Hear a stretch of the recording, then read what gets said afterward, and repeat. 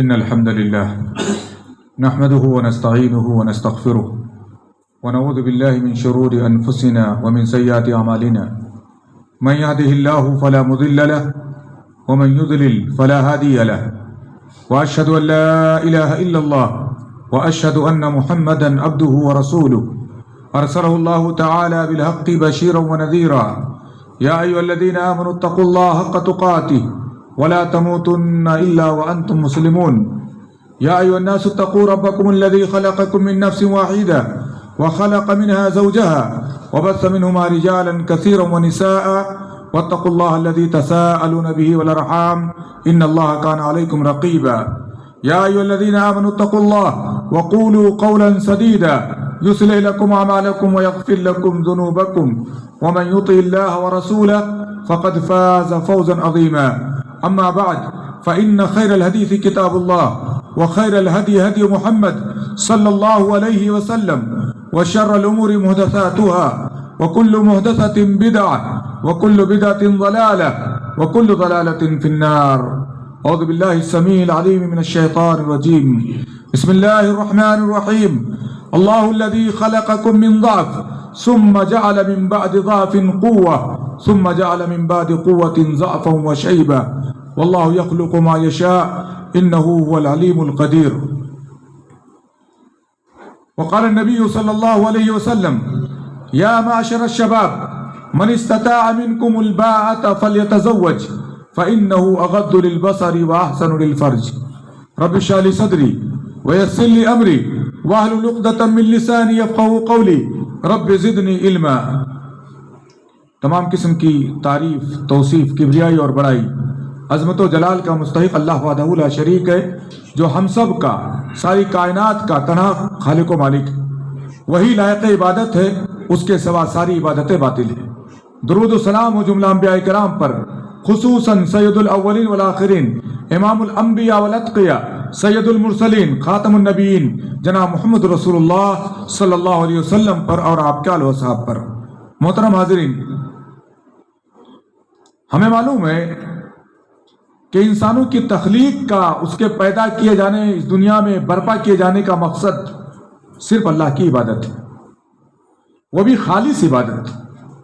اللہ نے سورہ زاریات میں بیان فرمایا وَمَا خَلَقْتُ الْجِنَّ وَالْإِنسَ إِلَّا لِيَعْبُدُونَ، ہم نے جناتوں کو اور انسانوں کو اپنی خالص عبادت کے لیے پیدا کیا ہے۔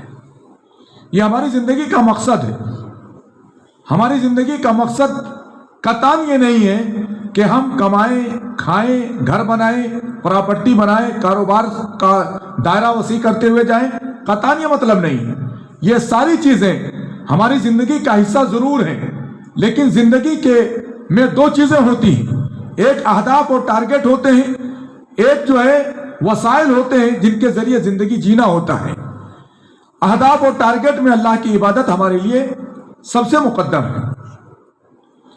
زندگی کے وسائل میں، اس کے جینے کے طریقوں میں اللہ رب العزت نے ہمارے لیے طیبات کو حلال کیا ہے اور حرام اور خبائث کو اللہ رب العزت نے ہمارے لیے حرام کر دیا ہے۔ اللہ نے حکم دیا ہے طیبات کو کھاؤ اور حرام سے اپنے آپ کو بچاؤ۔ یہ زندگی کے وسائل کس کے مقدر میں رب نے کتنا لکھا ہے یہ وہ کر کے گزرے گا، لیکن یہ زندگی ہماری نہیں ہے، زندگی کا نصب العین نہیں ہے، زندگی کا ٹارگٹ نہیں ہمارا ٹارگٹ اللہ کی عبادت ہے۔ دنیا لاکھ مل جائے، دنیا کی لاکھ طاقتیں مل جائیں، دنیا کی لاکھ دولتیں مل جائیں، لیکن اگر اللہ رب العزت سے ہمارا رشتہ نہیں جڑا، میرے بھائیوں، ہم میں، ایک کافر و ملید میں، ایک بے دین میں اور ایک گئے گزرے انسان میں کوئی فرق نہیں۔ اور اگر غربت ہی ہمارے نصیب میں رہی، فقر و فاقہ ہی کے ساتھ زندگی گزرتی رہی، لیکن ہمارا رشتہ ہمارے رب کے ساتھ جڑا رہا، تو دنیا کی ساری نعمتیں ہمارے سامنے ہیچ ہیں۔ سب سے اہم دولت، سب سے اہم ترین دولت دین ایمان، دین اسلام، اللہ سے ربط ہمارا اگر قائم ہے تو میرے بھائیوں سب سے عظیم دولت ہم کو نصیب ہو چکی ہے۔ قیامت کے دن جب بندے کو لایا جائے گا تو ایک ایسا بندہ جو صاحب ایمان ہوگا لیکن دنیا میں فقر و فاقہ کی زندگی گزار کر کے آیا ہوگا، کسب و کرسی کی زندگی گزارا ہوگا، پریشانیوں تنگ دستیوں میں جیا ہوگا، اللہ تعالیٰ اسے ایک غوطہ جنت کا دے گا. کہے گا کبھی کوئی شر تم کو، کوئی تکلیف تم کو لاحق ہوئی تھی؟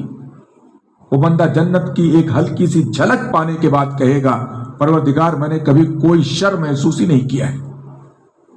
دنیا کی نعمتوں میں آشائشوں میں پلنے والا شخص جس کو کبھی کوئی تکلیف لاحق نہیں ہوئی ہوگی، وہ شخص روز قیامت لایا جائے گا اور اسے جہنم کا ایک غوطہ دے کے نکال کے رب تعالیٰ پوچھے گا اے بندے کبھی تو نے کبھی کوئی شر دیکھا ہے، کبھی کوئی خیر دیکھا ہے؟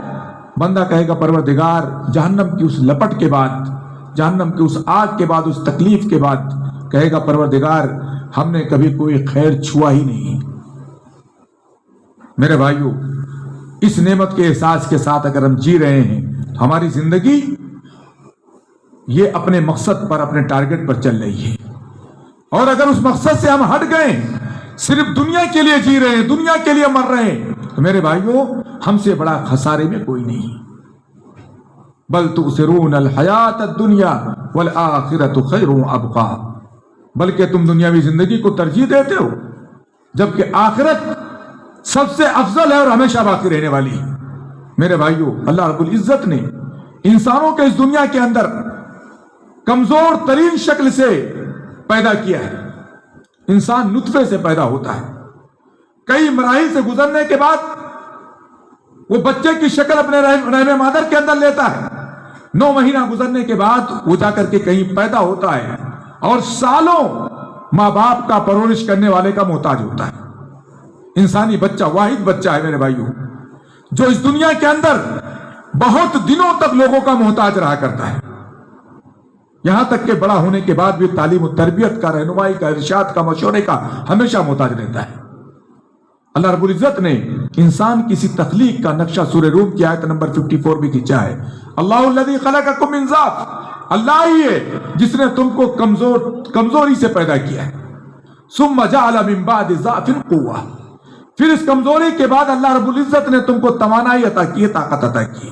ثم جعل من بعد قوة ضعفا وشیبا، پھر اس توانائی کے بعد، اس جوانی کے بعد پروردگار تمہیں کمزوری کی حالت میں اور بڑھاپے کی حالت میں پھر لوٹا دیتا ہے. یہ مراحل زندگی ہے میرے بھائی. کمزور ترین تم پیدا ہوئے تو اس کے بعد میں اللہ رب العزت نے جوانی کی عمر ہم کو عطا کی، قوت عطا کی، ایسی عمر عطا کی جس میں انسان اپنے آپ کو کسی کا محتاج نہیں سمجھتا ہے. اس کے ہاتھ پاؤں مضبوط ہوتے ہیں، اس کا بدن مضبوط ہوتا ہے، اس کا دماغ مضبوط ہوتا ہے اور وہ توانائی کی انتہا کو پہنچا ہوا ہوتا ہے. لیکن اللہ رب العزت پھر اس کے بعد میں اس کی توانائی چھین لیتا ہے، دھیرے دھیرے اسے کمزور کر دیتا ہے، پھر اس کے بعد میں اس کو کمزوری میں اور بڑھاپے میں اللہ تعالیٰ ڈال دیتا ہے. دوسری جگہ اللہ نے کہا کَيْ لَا يَعْلَمَ بَعْدَ عِلْمٍ شَيْئًا، اللہ ایسا بنا دیتا ہے کہ آدمی نالج رکھنے کے بعد بھی پھر لا علم ہو جاتا ہے، اس کے پاس کوئی نالج نہیں رہ جاتی، بڑھاپے کی اس عمر کو پہنچ جاتا ہے. نبی اکرم صلی اللہ علیہ وسلم بڑھاپے کی اس عمر سے پناہ مانگا کرتے تھے. اللہ کے رسول ارذل عمر سے پناہ مانگا کرتے تھے. جس عمر میں انسان دوسرے کا محتاج ہو جائے، جس عمر میں اس کے جو ہے اپنے اعضاء ساتھ نہ دے، اس کا دماغ ساتھ نہ دے، اس کا دل ساتھ نہ دے، اس کی نگاہیں ساتھ نہ دے، اس کے ہاتھ پاؤں ساتھ نہ دے، اللہ کے نبی پناہ مانگا کرتے تھے. یہ ہماری عمریں جو اللہ نے ہم کو عطا کی ہیں. ہمارے نبی نے بیان فرمایا ان اعمار امتی بین 60 و 70، میرے امتیوں کی عمریں جو ہوں گی یہ 60 سے 70 سال کے بیچ میں ہوں گی. یہ ایک ایوریج ہے جو اللہ کے نبی صلی اللہ علیہ وسلم نے ہم کو بتلایا ہے. اس میں سب سے قیمتی مرحلہ میرے بھائیو جوانی کا مرحلہ ہوتا ہے. جوانی کا مرحلہ ایک ایسا مرحلہ ہے جس کو پانے کے بعد اگر بندہ اپنے مقصد پر قائم ہے، اپنے مقصد کو سمجھ رہا ہے، اپنے ٹارگٹ کو پانے کی کوشش کر رہا ہے، تو وہ اپنی جوانی کی عمر کو اپنے اس مقصد کو پانے کے لیے خصوصاً استعمال کرتا ہے. بہت ہی مبارک ہے وہ جوان، چاہے وہ مرد ہو چاہے خواتین، جو اپنی اس عمر عزیز کو اللہ کی خالص عبادت کے لیے استعمال کرتے ہیں، جو اپنے اس عمر عزیز کو یہ سمجھ کر کے اللہ کی اطاعت میں لگاتے ہیں کہ ہم بالغ ہو گئے ہیں، بلوغت کے بعد دین کے سارے واجبات ہمارے اوپر اب واجب ہیں، فرض ہے، اس سے مفر نہیں، ہمیں اس کے مخاطب ہیں. ہم ہی سے اللہ خطاب کرتا جب کہتا یا ایھا الذین آمنوا، اللہ ہم ہی سے خطاب کرتا ہے۔ اور اگر وہ اس عمر میں عبادت کر جاتے ہیں میرے بھائیوں، بڑھاپے کی عبادت سے لاکھ درجے بہتر ہے۔ رب کریم نے قرآن کریم میں نوجوانوں کی تعریف کی ہے۔ آج جمعہ کا دن ہے، ہم میں سے کتنے لوگ بیچارے ہوں گے جو سورہ کہف عبادت سمجھ کر کے پڑھتے ہوں گے۔ اللہ نے اصحاب کہف کا تذکرہ کیا ہے، کیا کہہ کر کے تذکرہ کیا ہے؟ انہم فتیہ آمنوا بربہم وزدناہم ھدی۔ یہ اصحاب کہف کون لوگ تھے؟ اللہ نے کہا انہم فتیۃ، یہ چند نوجوان تھے۔ فتن کی جمع فتیہ و فتیان آتی ہے، یہ چند نوجوان تھے۔ اللہ نے نوجوان کہہ کر کے ان کا تذکرہ کیا۔ یہ چند نوجوان تھے، ہوا کیا تھا؟ آمنوا بربہم، یہ اپنے رب پر ایمان لائے تھے۔ وزدناہم ھدی، اللہ کہتا ہم نے ان کی ہدایت کو، ان کے ایمان کو ہم نے بڑھا دیا تھا۔ یہ اپنے دور کی کفر کی طاقت کے سامنے جھکے نہیں، کفار کے سامنے انہوں نے سرنگو نہیں کیا، بلکہ ایمان پر جمے رہے اور ان سے راہ فرار اختیار کر لیا۔ اللہ تعالیٰ نے ان کو اور ان کے ساتھ ان کے کتے کو اللہ نے غار میں حفاظت کے ساتھ رکھا۔ 300 سال، قرآن 309 سال کا ہے، 309 سال تک اللہ نے ان کو سلائے رکھا۔ یہ ایک کیا بولتے ہیں علامت ہے کہ اللہ رب العزت اہل ایمان کی کسی بھی طریقے سے حفاظت فرماتا ہے، شرط یہ ہے کہ لوگ ایمان پر رہیں۔ انہم فتیہ، حضرت ابراہیم علیہ السلام کو اللہ نے رشد و ہدایت عطا کی، نبوت عطا کی۔ ابراہیم علیہ السلام تھے کون؟ بزرگ تھے، بزرگی کی عمر کو نہیں پہنچے تھے۔ جب اپنی قوم میں دعوت کا مشن لے کر کے اٹھے، بت پرستی کے خلاف اٹھے، تو جب بت شکنی کی انہوں نے، تو اس وقت لوگوں نے کہا سمعنا فتى يذكرهم يقال له ابراہیم، ہم نے ایک نوجوان کو سنا تھا جو ان بتوں کا تذکرہ کر رہا تھا، اس کو ابراہیم کہا جاتا ہے۔ یہ جوانی کی عمر میرے بھائیوں اتنی عزیز ہے اللہ رب العزت کو، اتنی عزیز ہے کہ اگر اس عمر کو بندہ اپنی اللہ کی بندگی میں لگا دیتا ہے، نوجوان اللہ کی عبادت میں گزار دیتا ہے، تو میرے بھائیوں بڑھاپے کی گئی عبادتوں سے ہم نے کہا لاکھ درجے بہتر ہے۔ کیوں؟ دلیل کیا ہے؟ اللہ کے رسول صلی اللہ علیہ وسلم کی مشہور حدیث آپ بار بار سنتے ہوں گے، نبی اکرم صلی اللہ علیہ وسلم نے ارشاد فرمایا سبعۃ یظلھم اللہ فی ظلہ یوم لا ظل الا ظلہ، قیامت کے دن 7 خوش نصیب لوگ ایسے ہوں گے جن کو اللہ کے عرش کا سایہ نصیب ہوگا، جس دن اللہ کے عرش کے سائے کے علاوہ کوئی سایہ نہیں ہوگا۔ کون ہوگا؟ اللہ کے رسول صلی اللہ علیہ وسلم کا الامام العادل، مسلمانوں کا امام جو عدل سے انصاف سے کام لیتا ہے۔ اس کے بعد کا شاب نشأ فی عبادت اللہ، وہ نوجوان جو اللہ کی عبادت میں پلتا بڑھتا ہے، اللہ کی عبادت میں پلتا بڑھتا ہے۔ یہ نوجوانی کی عبادت ہے میرے بھائیوں۔ جوانی کی عبادت ہم نے کہا آج ہمارے یہاں ماحول اس کے برعکس ہے۔ یہ سمجھا جاتا ہے کہ جوانی شاید دیوانی ہوتی ہے، جوانی شاید زندگی کے مزے لوٹنے کے لیے ہوتی ہے، جوانی عیاشیاں کرنے کے لیے ہوتی ہے۔ ہم نے یہ سمجھ رکھا ہے، ہم نے اپنے ذہنوں میں بٹھا رکھا ہے، اور اسی پر ہم اپنے بال بچوں کی تربیت بھی کر رہے ہیں۔ اندازہ ہوتا ہے ایک بوڑھا باپ اٹھ کر کے فجر کی نماز کے لیے مسجد میں آتا ہے، لیکن اپنے بچے کو نہیں جگاتا ہے، اس لیے کہ اس کی عمر ہے سونے دو۔ بہو کو نہیں جگاتا ہے، عمر ہے سونے دو۔ بیٹی کو نہیں جگاتا ہے، ابھی اس کی عمر ہی کیا ہے، سونے دو اس کو۔ میرے بھائیوں یہ سونے کی عمر نہیں ہے۔ 15 سال کی عمر کے بعد تقریباً ہر انسان بالغ ہو جاتا ہے، چاہے وہ بچی ہو چاہے بچہ ہو۔ اگر بلوغت کے آثار پہلے ظاہر نہیں ہوئے، کم از کم 15 سال کے پہنچنے کے بعد شرعی طور پر وہ بالغ ہو جاتا ہے۔ بلوغت کے بعد اس کے اوپر ساری شرعی چیزیں واجب ہو جایا کرتی ہیں جو وجوب کی حد تک ہے، شریعت کا مکلف ہو جاتا ہے۔ اس کو ہم اپنے معاشرے سے، اپنے جو اسٹیم سے اس کو ہم باہر نہیں نکال سکتے۔ ہمیں سمجھنا چاہیے کہ جیسے ہمارے اوپر اللہ رب العزت نے نماز کو فرض کیا ہے، روزے کو فرض کیا ہے، اسلامی کیا بولتے واجبات ہمارے اوپر واجب ہو جاتے ہیں، ویسے ہی ہمارے اس بچے کے اوپر جو بالغ ہو چکا ہے، اس بچی کے اوپر جو بالغ ہو چکی ہے، اس کے اوپر بھی شرعی کیا بولتے ہیں احکامات ویسے ہی نافذ ہوتے ہیں جیسے ہم پر نافذ ہوتے ہیں۔ ہم اس کو کنارہ کنارے پہ نہیں رہ سکتے ہیں، ہم اس کو حرام کام کی طرف بڑھتے ہوئے نہیں دیکھ سکتے۔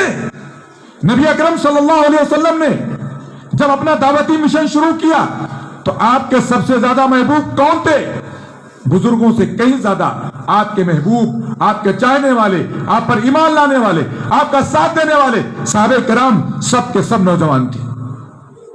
ابوبکر صدیق رضی اللہ تعالیٰ عنہ جب اسلام لائے آپ کی عمر 38 سال کی تھی۔ سیدنا عمر رضی اللہ تعالیٰ عنہ کی عمر 30 سال سے کم کی تھی۔ آپ کے ساتھ مکے کی زندگی میں تقریباً 100 سے زائد نوجوانوں کا جمع غفیر آپ کے ساتھ موجود تھا۔ غزوات میں کام آنے والے صحابہ کرام میں اکثر تعداد نوجوانوں کی تھی۔ میرے بھائیوں، نبی اکرم صلی اللہ علیہ وسلم نے تربیتی ماحول کے اندر نوجوانوں کو کبھی بھی پیچھے نہیں چھوڑا ہے۔ آپ نے خصوصی توجہ نوجوانوں پر کی۔ آپ کے مدرسے میں پڑھنے والے وہ لوگ جو تعلیم حاصل کرنے کے لیے نبی کا ہمیشہ ساتھ دینے والے تھے، اکثر اس میں نوجوانوں اکثریت ان میں نوجوانوں کی تھی۔ نبی اکرم صلی اللہ علیہ وسلم نوجوانوں کی تربیت میں کوئی کوتاہی، کوئی کمی نہیں کرتے تھے۔ ہمارے پاس بھی بچے ہیں، ہمارے پاس بھی بچیاں ہیں، ہماری بھی نگاہ ہمیشہ ان کی تربیت پر ہونی چاہیے، ان کی نگہداشت پر ہونی چاہیے، ان کو ضلالت سے روکنا، گمراہیوں سے بچانا، شرک سے، کفر سے ان کو دور رکھنا، ملحدانہ اور مشرکانہ ماحول سے ان کو پاک رکھنا، یہ ہماری ماں باپ کی ذمہ داری ہوتی ہے۔ نبی اکرم صلی اللہ علیہ وسلم نے نوجوانوں کو خطاب کیا اور نوجوان بول کر کے خطاب کیا۔ اللہ کے نبی نے ارشاد فرمایا، یا معشر الشباب من استطاع منکم الباء فلیتزوج، اے نوجوانوں کی جماعت، تم میں سے جو شادی کی طاقت رکھتا ہے چاہیے کہ وہ شادی کر لے، کیونکہ نوجوانوں میں اکثر فتنے جو آتے ہیں، اکثر خرابیاں جو آتی ہیں، وہ شہوات کی وجہ سے آتی ہیں، شہوات کے تھرو سے آتی ہیں۔ اللہ کے رسول نے نوجوانوں کو خطاب کر کے کہا، اس میں کوئی شرم آپ نے محسوس نہیں کی، یا معاشر الشباب، اے نوجوانوں کی جماعت، من استطاع منکم الباءۃ فلیتزوج، جو تم میں سے شادی کی طاقت رکھتا ہے چاہیے کہ شادی کر لے، ومن لم یستطع فعلیہ بالصوم، اللہ کے رسول نے شادی کا فائدہ بتلایا، فإنه اغض للبصر واحسن للفرج، شادی کر لو گے تمہاری نگاہیں جھکی ہوئی رہیں گی، تمہاری شرمگاہ کی حفاظت ہوگی۔ ومن لم یستطع، اگر طاقت نہیں شادی کرنے کی، فعلیہ بالصوم، ان کو بھی اللہ کے رسول نے علاج دیا، کہا روزہ رکھو، کثرت سے نفلی روزہ رکھا کرو، فإنہ لہ وجا، اس لیے کہ نفلی روزہ یہ شہوات کو کنٹرول میں کر دے گا، شہوات کو دبا دے گا۔ نبی اکرم صلی اللہ علیہ وسلم نے عبداللہ بن عباس رضی اللہ تعالیٰ عنہ جو کہ نوجوانی کی عمر کو پہنچے ہوئے تھے، ان کو خطاب کیا، یا غلام، اے لڑکے، احفظ اللہ یحفظک، اللہ کو یاد کرو اللہ تم کو یاد رکھے گا، احفظ اللہ تجدہ تجاہک، اللہ کو یاد رکھو اللہ کو اپنے سامنے پاؤ گے۔ وَعَلَمْ أَنَّ الْأُمَّةَ لَوْ اجْتَمَعَتْ عَلَىٰ أَن يَنفَعُوكَ بِشَيْءٍ، یاد رکھو پوری دنیا مل کر کے اگر تمہیں نفع پہنچانا چاہے، لَن يَنفَعُوكَ بِشَيْءٍ إِلَّا مَا كَتَبَهُ اللَّهُ لَكَ، تم کو کبھی فائدہ نہیں پہنچا سکتے ہیں مگر جتنا اللہ نے تمہارے مقدر میں لکھ دیا ہے۔ وَعَلَمْ أَنَّ الْأُمَّةَ لَوْ اجْتَمَعَتْ عَلَىٰ أَن يَضُرُّوكَ بِشَيْءٍ، یہ یاد رکھو پوری دنیا مل کر کے تم کو نقصان پہنچانا چاہے، لَن يَضُرُّوكَ بِشَيْءٍ إِلَّا مَا كَتَبَهُ اللَّهُ عَلَيْكَ، نہیں نقصان پہنچا سکتی ہے مگر اتنا جتنا اللہ نے تیرے خلاف لکھ دیا ہے۔ رفعت الاقلام وجفت الصحف، قلمیں اٹھا لی گئی، صحیفے خشک ہو چکے ہیں۔ اللہ کے رسول صلی اللہ علیہ وسلم نے ایک نوجوان حضرت معاذ بن جبل رضی اللہ تعالیٰ عنہ کو وصیت کی، کہتے ہیں کنت ردف النبی صلی اللہ علیہ وسلم علی اتان حمار اتان، میں اللہ کے نبی صلی اللہ علیہ وسلم کی ساتھ ایک گدھے پر سوار تھا۔ اللہ کے رسول نے کہا یا معاذ، اللہ کے رسول نے خطاب کیا معاذ، کہتے ہیں میں نے کہا لبیک یا رسول اللہ وصادق، پھر کہا یا معاذ، پھر اللہ کے رسول نے پھر جواب دیا معاذ نے، پھر سوال کیا اتدری ما حق اللہ علی العباد، معاذ جانتے ہو اللہ کا بندوں پر کیا حق ہے؟ قلت اللہ ورسولہ اعلم، حضرت معاذ کہتے ہیں میں نے کہا اللہ اس کے رسول بہتر جانتے ہیں۔ اس کے بعد اللہ کے رسول نے کہا حق اللہ علی العباد ان یعبدوا ولا یشرکوا بہ شیئا، اللہ کے رسول نے بتلایا کہ اللہ کا حق بندوں پر یہ کہ بندے اللہ کی خالص عبادت کریں، اس کے ساتھ کسی کو شریک نہ ٹھہرائیں۔ میرے بھائیوں، غلط روش پر چلنے والے لوگ، ان کی تربیت بھی نبی کریم صلی اللہ علیہ وسلم نے کی. ایک شخص، مسند احمد کی روایت ہے کہ ایک شخص اللہ کے نبی صلی اللہ علیہ وسلم کی خدمت میں حاضر ہوتا ہے اور کہتا ہے کہ اللہ کے رسول صلی اللہ علیہ وسلم مجھے زنا کی اجازت دے دیجیے. فرمائش بھی دیکھی، مجھے زنا کی اجازت دے دیجیے. نبی اکرم صلی اللہ علیہ وسلم نے اس کو اپنے قریب بلایا. کہا قریب آ جاؤ بیٹا. قریب آیا. کہا کیا تم یہ کام اپنی ماں کے لیے پسند کرتے ہو؟ اس نے کہا ہرگز نہیں. نبی اکرم صلی اللہ علیہ وسلم نے کہا ہر عورت کسی نہ کسی کی ماں ہوتی ہے. اس کام کو اپنی بیٹی کے لیے پسند کرو گے؟ کہا اللہ کے نبی صلی اللہ علیہ وسلم ہرگز نہیں. کہا ہر عورت کسی نہ کسی کی بیٹی ہوا کرتی ہے. اس کو اپنے بہن کے لیے پسند کرو گے؟ کہا نہیں اللہ کے رسول کبھی نہیں. کہا ہر عورت کسی نہ کسی کی بہن ہوا کرتی ہے. کہا اس کو اپنی پھوپھی کے لیے پسند کرو گے؟ کہا کہ اللہ کے رسول ہرگز نہیں، میں اپنی پھوپھی کے لیے پسند نہیں کروں گا. اس کے بعد میں نبی اکرم صلی اللہ علیہ وسلم نے اس کے اوپر ہاتھ رکھا اور کہا اللہم اغفر لہ ذنبہ وطہر قلبہ وحسن فرجہ. اے اللہ اس کے گناہ کو بخش دے. اس نے جو سوچا، دل میں خیال لایا، شریعت کے خلاف جو اجازت طلبی کے لیے آیا ہے، اللہ اس کے گناہ کو بخش دے. وطہر قلبہ، اس کے دل میں جو خباثت پل رہی اس خباثت سے اس کے دل کو پاک کر دے. وحسن فرجہ، اور اس کی شرمگاہ کی حفاظت فرما. صحابہ کرام کہتے ہیں اس کے بعد میں یہ شخص کبھی کسی عورت کی طرف مائل بھی نہیں ہوا کرتا تھا. اللہ کے نبی صلی اللہ علیہ وسلم نے کس قدر میرے بھائیوں نوجوانوں کی تربیت کا، ان کی نگہداشت کا اہتمام فرمایا ہے. آج ہمارے بچے، ہماری بچیاں، وہ بھی نوجوان بچے اور بچیاں کن کن خرابیوں کے باعث ملحدانہ نظام کی طرف جا رہے ہیں، کفر کی طرف مائل ہو رہے ہیں، کافروں کی طرف مائل ہو رہے ہیں. ذرا غور کرنے کی ضرورت ہے اور بہت سنجیدگی کے ساتھ ہمارے ذمہ داروں کو اور ہمارے سرپرستوں کو ان کا علاج کرنے کی ضرورت ہے. علاج اگر نہ کیا گیا میرے بھائیوں تو یہ قیمتی جو ہمارے پاس جو ہے کیا بولتے ہیں نوجوانوں کا طبقہ ہے، یہ طبقہ اگر خراب ہو گیا تو اگلے نسل کی جو ہے اصلاح کی ضمانت ہمارے پاس نہیں.